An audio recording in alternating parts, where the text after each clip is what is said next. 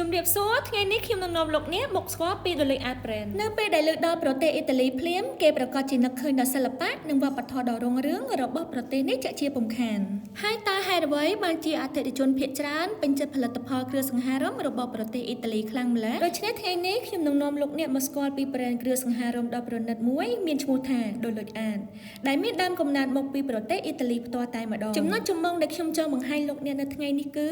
ឈុតសាឡុង Rosalinda